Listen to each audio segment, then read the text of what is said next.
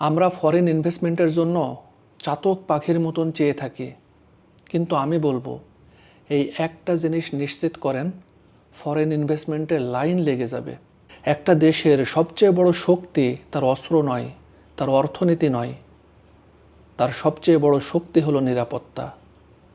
কেননা নিরাপত্তা থাকলেই একজন মানুষ স্বপ্ন দেখতে পারে, নিরাপত্তা থাকলেই একজন শিক্ষক তার ছাত্রদেরকে মনের মতো করে গড়ে তুলতে পারে, নিরাপত্তা থাকলে একজন সাংবাদিক সত্য তুলে ধরতে পারে, নিরাপত্তা থাকলে একজন মেধা নির্ভয়ে রাস্তায় বের হতে পারে। নিরাপত্তা মানে শুধু পুলিশ বা সেনাবাহিনী নয়, নিরাপত্তা হলো এমন একটা পরিবেশ যেখানে মত প্রকাশ করা কোনো অপরাধ নয়, যেখানে ভিন্ন মত মানে শত্রু নয়, যেখানে বিরোধী দল মানে প্রতিপক্ষ নয়, যেখানে রাষ্ট্রের প্রত্যেকটা নাগরিক মনে করবে রাষ্ট্র তার নিরাপত্তা দেবে।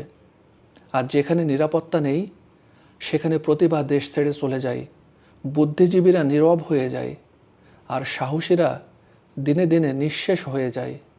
যেমন আমাদের হাদি। নিরাপত্তা না থাকলে রাজপথ দখলে নেয় ভয়, আইনের জায়গা নিয়ে নেয় শক্তির দাপট, রাষ্ট্র হয়ে যায় একটা ভোগের কারখানা, আর এভাবে ধীরে ধীরে অকেজো রাষ্ট্রে পরিণত হয়।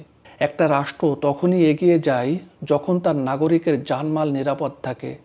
নিরাপত্তাহীন দেশ কোনো দেশ নয়, এটি শুধু মানচিত্রে থাকে, বাস্তবে নয়। পরিশেষে একটি কথাই বলবো, নিরাপত্তা চাওয়া কোনো বিলাসিতা নয়, এটি রাষ্ট্রের প্রথম ও শেষ দায়িত্ব হওয়া চাই।